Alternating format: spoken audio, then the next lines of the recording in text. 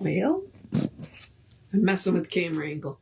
You know, that always ups the risk that the camera will collapse during the day or during the broadcast. But here we are. Okay. Good morning, beloveds. Not entirely sure I'm awake, but, you know, it is what it is.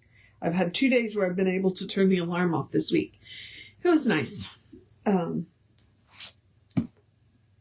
don't get many of them. So, you know, I enjoy them when I can. All right. Let's do the housekeeping because, like I said, brain's not firing on all the cylinders yet. So what we are here to do is living the science of mind. So what all the housekeeping is me reminding you that we are Creative Life Spiritual Center. The website is creativelife.org. The constant contact email is info@creativelife.org. That gets you one email a week that tells you what's going on for the week and the month. Unless something unusual happens, because we do live in hurricane country. Hold on, there's follow-up to that. The hot links are hot in the email, and it is a blind CC, which means nobody will get your email from us, okay? The last thing I want in the housekeeping to tell you about is the social media, because we don't monetize the social media. Why is that important? We don't pay them money to bump us in the algorithms. We don't ask you for money. So what we need you to do is to engage with the pages, because that will bump us in the algorithms. More people will see our stuff that way. So what we ask you to do is like, subscribe, and follow based on which platform you are on. And then engage with the individual posts, react to the posts, comment on the posts, share the posts. You can also share the pages. We would appreciate that. We don't want to deal with the ads any more than you do, which is why we don't monetize it. So, and we are Creative Life Spiritual Center or Creative Life Spark. And I am the running Rev Ryan on all the platforms that I'm on. All right. So what we are doing is the Living the Science of Mind, which is a collection of essays out of the at-home course. The at-home course, you say? Yes, there was at the back of the Science of Mind magazine an at-home course that you could mail off for, and they would send you a lesson a week for 48 weeks. They did end up binding it into 6 books, which if you are interested in them, go to the Science of Mind archives and click the link, click their Amazon link, because I don't think you can buy it through the archives anymore, but if you use their Amazon link, then they get some of the money for it. So that's important. Because it supports the archives. Now, I believe that the at-home course and all of these essays, except for the 2 that came from the estate, were people having questions. They would read the textbook, they would come to the lectures, and they would have questions. So they would say, Ernest, tell me more about this. And he did. That's my pet theory. Is it true? I don't know. But I find it very likely. All right, so today... I need to make sure I charge my little lamp here. Today, we are talking about the principle of mind at work. I've got my little trusty highlighter ready because Ernest occasionally has these beautiful turns of phrases that you just really want to remember. All right, so let's get on with this. The principle of mind at work. Unless the one studying spiritual mind healing practices the principles, they will neither understand its nature nor appreciate its value. Therefore, its practical application becomes of prime importance. And each of us should become a practitioner, even if they themselves are their only patient. And Ernest says that. He's big on, he's like, we can talk theory all day long, but until we actually go out and use the theory, we're wasting our time. So we can talk theory all we want. Go use this stuff. Go practice it. Which is why he says, if the only patient you ever have is yourself, that's enough. You are still a practitioner. So, like any other principle in nature, we must use this consciously and deliberately. And I do like to say that one of the drum beats of Science of Mind is consciousness, consciousness, consciousness. He's big into the mindful. Be aware of what you are doing. Be aware of what you are thinking. Be aware of what you are saying. The practitioner resolves things into thoughts, for it stands to reason that only thought can reach that which is the result of thought. We do not expect thought to reach some physical conduit independent of the mind. If there is such a thing as mental healing, it must be based on the supposition that all form is a manifestation of the mind and that mind controls its manifestation. Okay?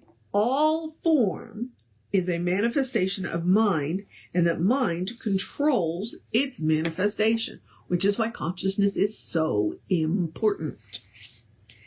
From the standpoint of the mental practitioner, disease must be seen as primarily a thing of thought, and that the diseased condition is a mental declaration of discord, an argument of confusion, or a mental experience of negation. It is the wrong kind of manifestation, and whether or not we believe that it originates in mind, the mental practitioner must continue their work to the operation of thought, for this is their field. Okay? That's the field of practice for the mental practitioner, is the mind. Which is why we don't discourage you from going to the doctor. Go to the doctor. Go do all of the things that you need to do. This is just simply an addendum, something we can add on, something that is complementary and supportive and does not get in the way of, okay? The mental practitioner resolves things into thoughts and proceeds to untangle the wrong thought through the recognition of the omnipresence of God or truth. Mind can never operate outside of consciousness, and if the practitioner believes that disease or conditions are external to consciousness and treats them as if they were, they will soon discover that they are trying to bombard them from without. They are trying to make mind reach something which is not mental, trying to make thought reach something which is outside of the mind. They are doomed to failure. When they realize that everything is either mind in an absolute state or mind in a concrete form, which is, kind of important there, they have no difficulty in rearranging thought positively instead of negatively. This is exactly what a spiritual mind practitioner does. They do this deliberately and consciously. Again, there are those two words, deliberately and consciously. Consciousness is the drumbeat of science of mind. If you are going to do science of mind, it is deliberately and consciously. Okay? The name of the disease signifies to them merely the thought about the disease. Whether a person believes it to be curable or incurable, whether they believe it will take a long time or a short time to heal, and it signifies the mental reaction of the race consciousness, or collective consensus is the other way that I've heard that put. This is the only significance that the name can have to the practitioner. Okay? And that's kind of important. Let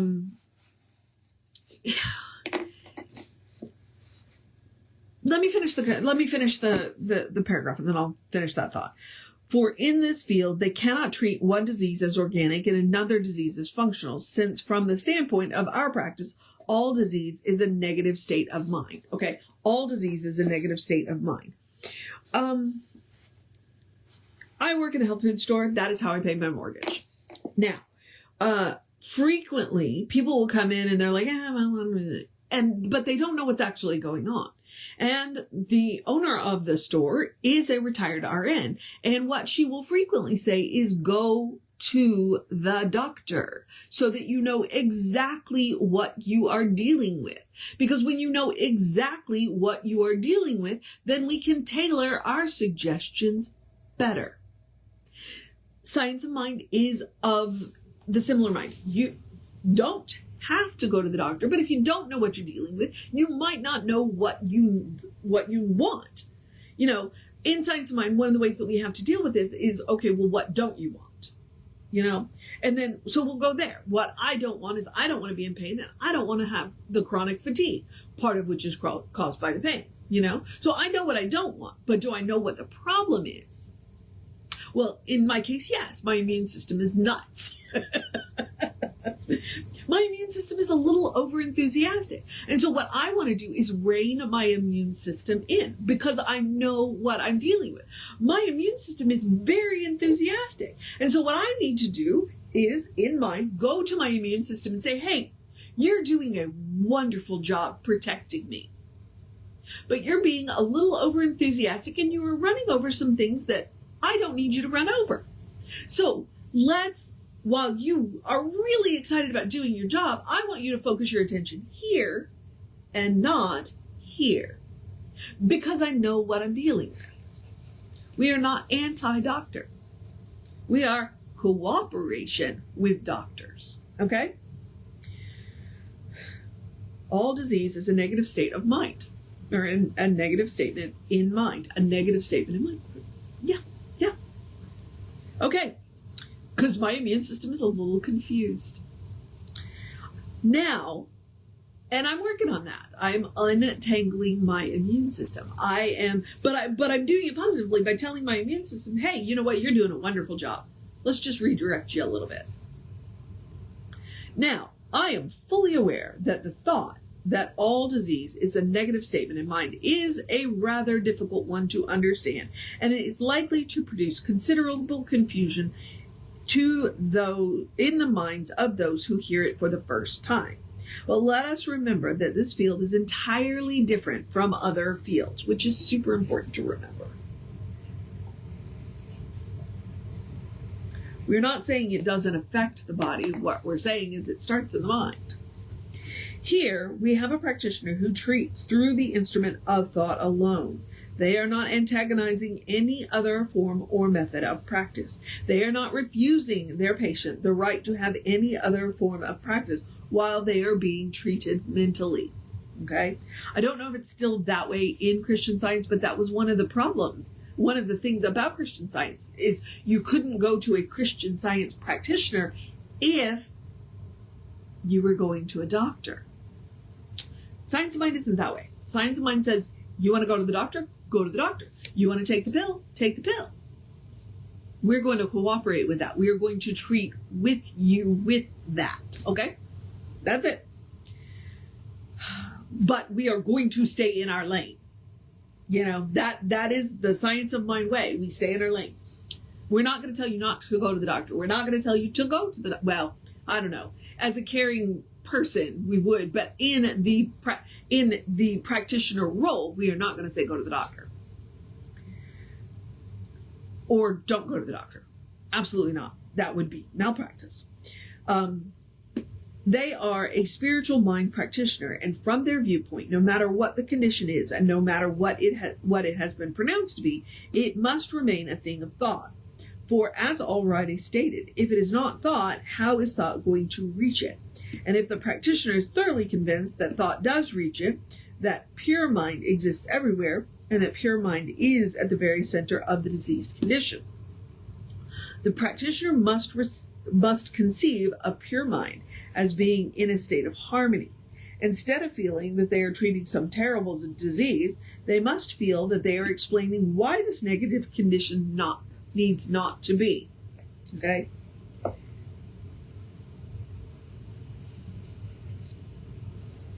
Basically, they're arguing it out of existence because it doesn't exist. They are their explanation is to themselves about their patient. It is never to the patient. What, then, are they doing? They are clearing up their own consciousness, and in order to do this, they must resolve the disease into a thing of thought. The practitioner uses any statement about a particular case which will untie the mental knots in their own consciousness about their patient.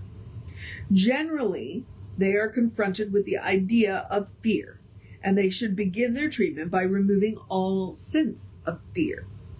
They must know that there is nothing of which to be afraid, and they must make a definite statement, not only that there is nothing of which to be afraid, but that there is no one to be afraid. There is no one to be afraid. Ooh, there is no one to be afraid.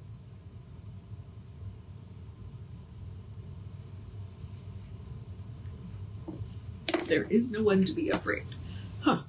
They must say this for their patient, not to their patient, but about them. When giving a treatment, they must never address the patient by name or speak to them personally in mind.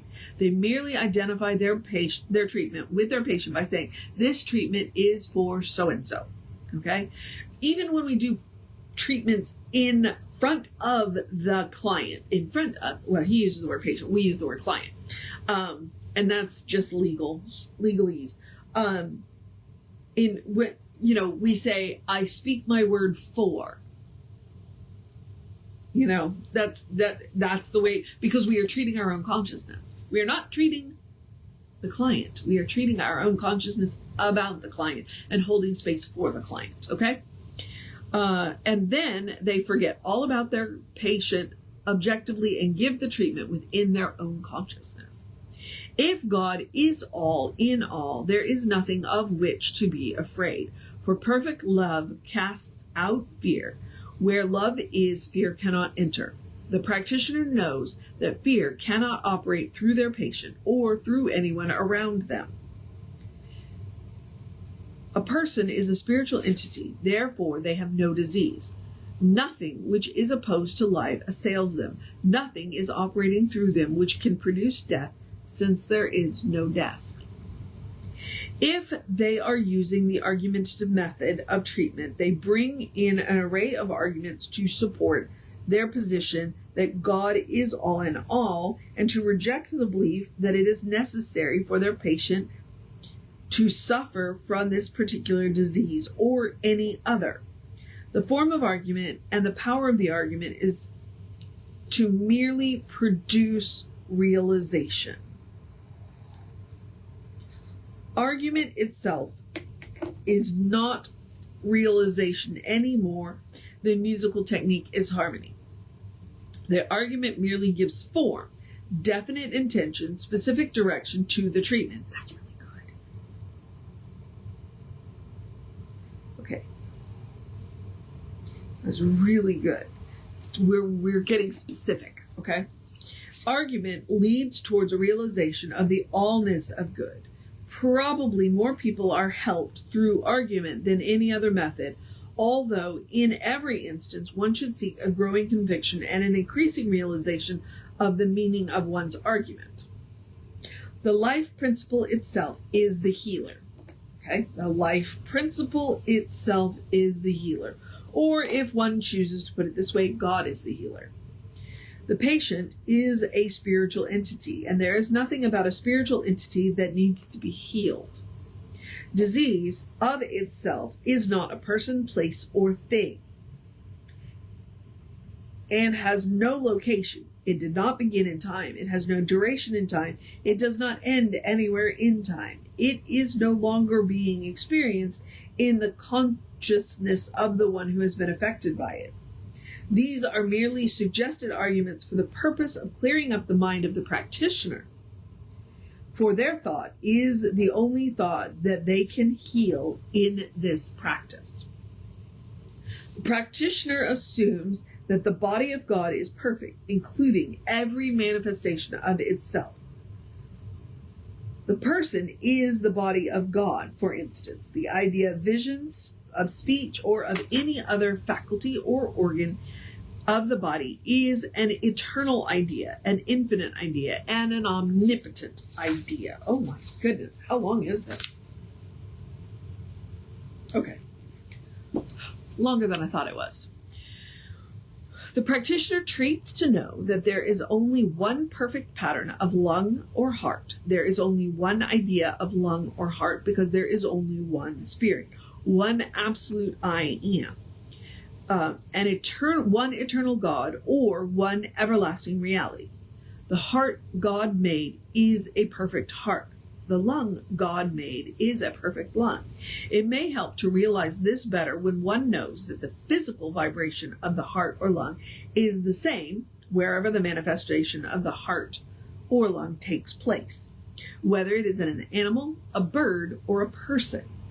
It shows the universality essentiality of the idea of a heart and lung, and helps them to realize that when they declare for the oneness of any divine idea, they are declaring the truth about that idea.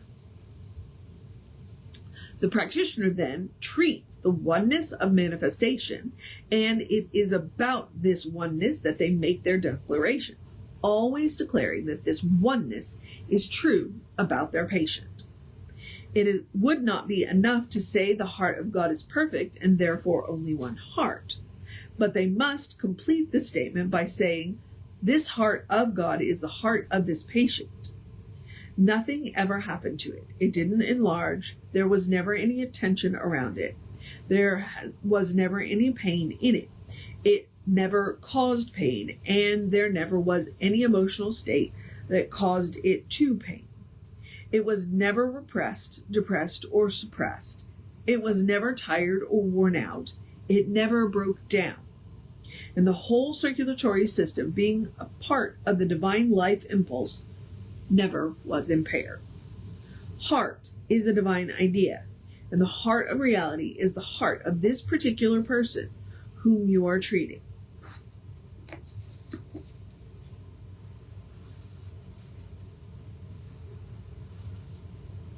That's just a really nice way to say that. The divine reality must be considered perfect, as perfect, complete, ever present, always active, ever available, and the negation of this must be reversed in the mind of the practitioner. That is, the denial of it must be understood to have no power. Thus, the denial of the perfection, okay? I went, wait, what? Thus, the spiritual practitioner converts things into thoughts. They can think not only of our spirit which art in heaven, but also of our perfect body and perfect organism, which is the kingdom of reality now. And to the practitioner, this must be an intense reality. They must believe what they say. They must understand that the kingdom of heaven is at hand. They cannot do this unless they contradict much that is experienced. Mentally, they never deal with a material condition or a diseased condition, but they know that since spirit is the only power there is no mind which has been hypnotized into believing that there is or can be any opposite to spirit. Whew, I need a drink of water. Hang on.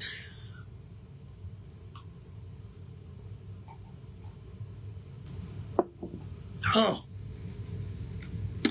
The practitioner must know that creative mind hears and answers their thought because creative mind is ever present. They know that the right idea is the operation of true principles, whether it be in the science of mathematics or the science of mind. The principle cannot help hearing. The mind which makes the request is the mind which fulfills the desire. Since there is but one mind, if the practitioner can bear in mind that what they are destroying is belief, they will do well. If the practitioner can bear in mind what they are destroying is belief, they will do well. Interesting, right? Okay, we're getting there. Almost. Right now, here is the uninstructed... Oh, wait, all right, hang on.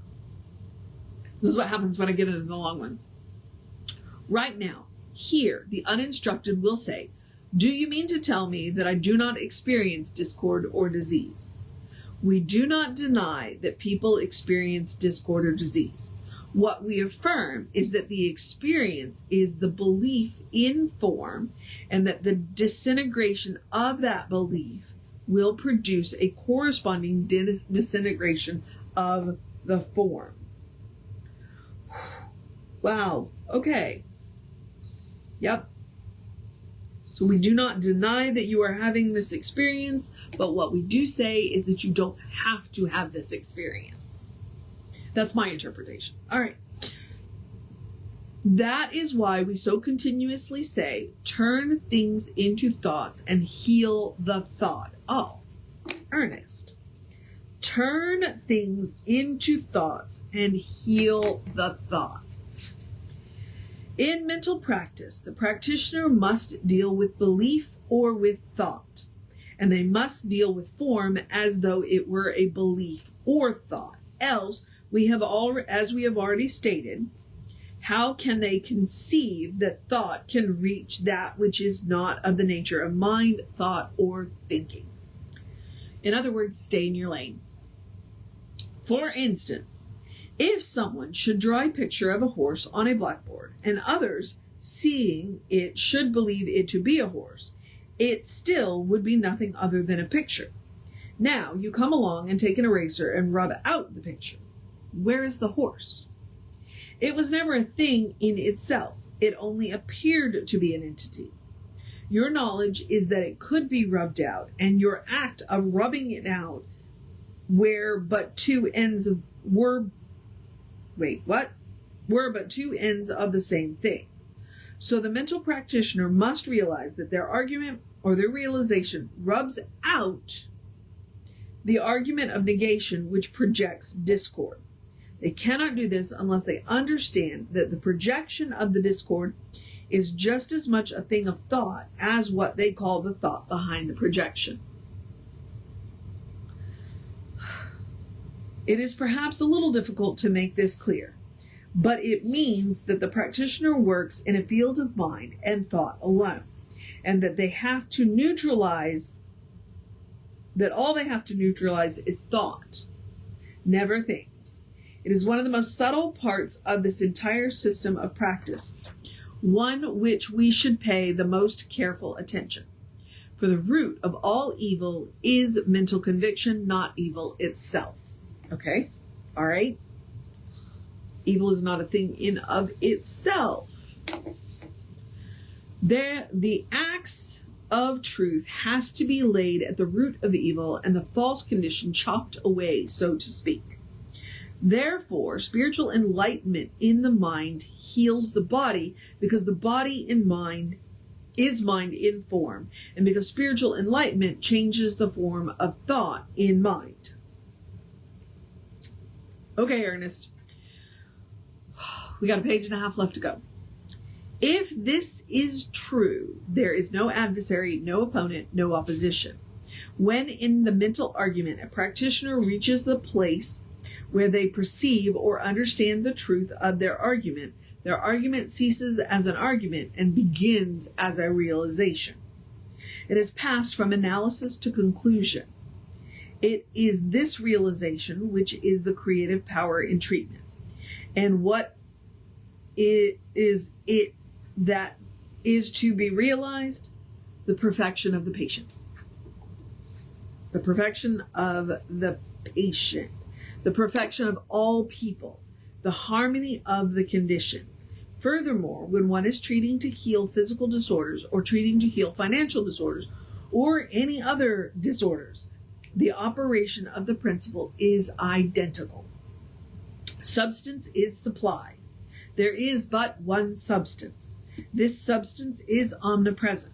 It is right where the need appears to be, and it meets the need according to the acceptance of the one who experiences the need. It could do neither more nor less than this. One must accept supply if substance is to interpret itself as supply in one's experience. Ooh, see, there's the crux of the argument.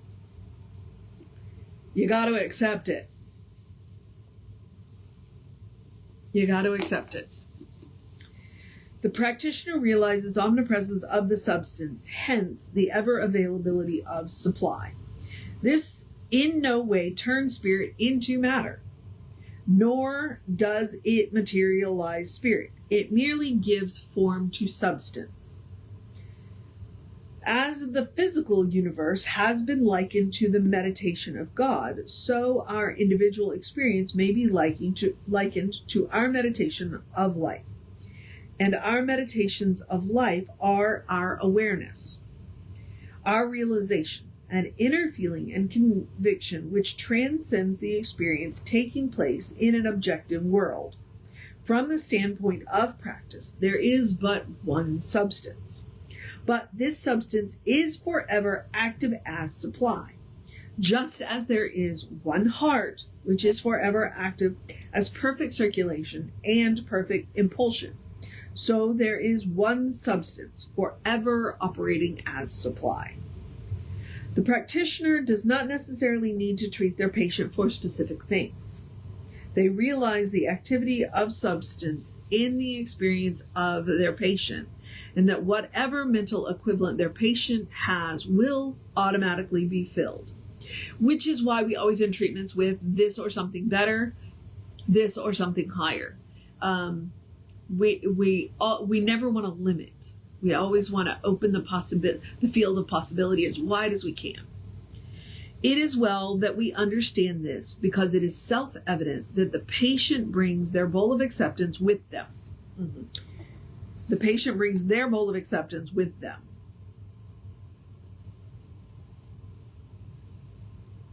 In other words, they have thoughts and desires which they wish to have fulfilled, which are personal to them and individual with them.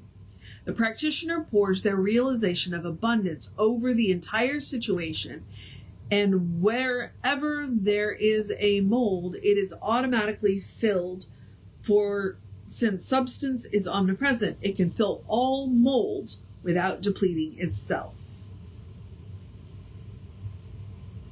That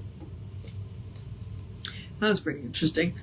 So, the practitioner declares that there is but one substance, and their patient's need is supplied out of this substance today.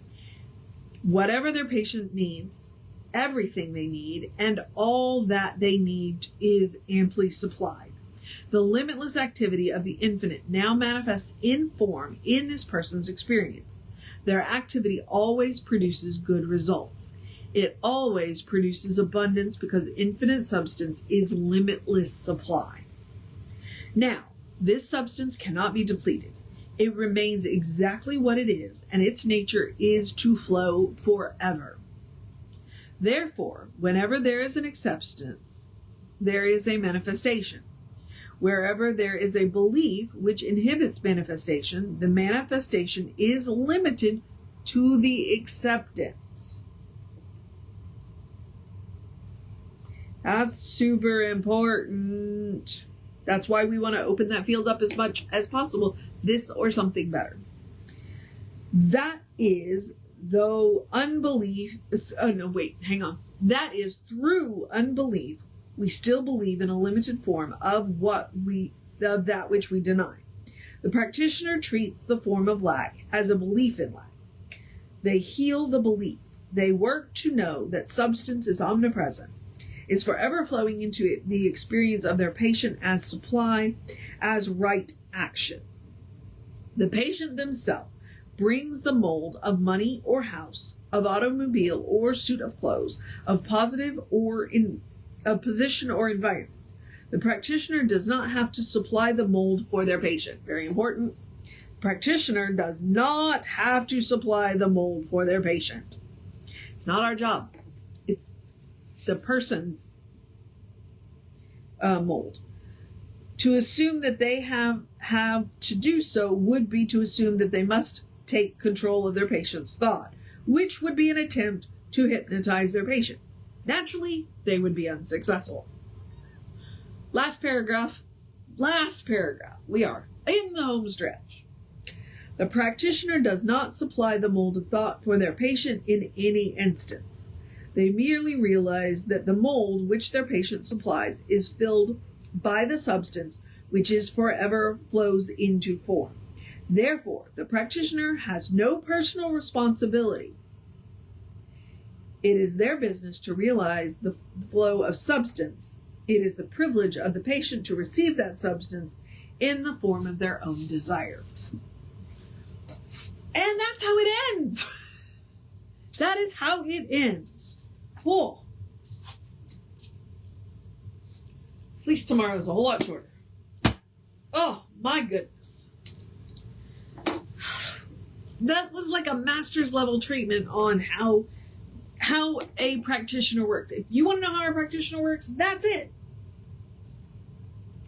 And at the very end, it clearly shows the practitioner has this role and the patient has, or the client has the other role. It's not the practitioner that supplies the mold. All the practitioner does is supply the belief in the substance. He calls him the patient. We call him the client. The client supplies the mold. All we're doing really is upending the belief that there is lack. And he even says it starts with fear, because one of the most basic human fears is the fear of lack. All right, I'm done. I'm glad that one was on a Sunday, and I'm done. I hope you got enough commentary in the process of that. That was a lot longer than I was expecting. If I had been smart, I would have done that one in 2 days.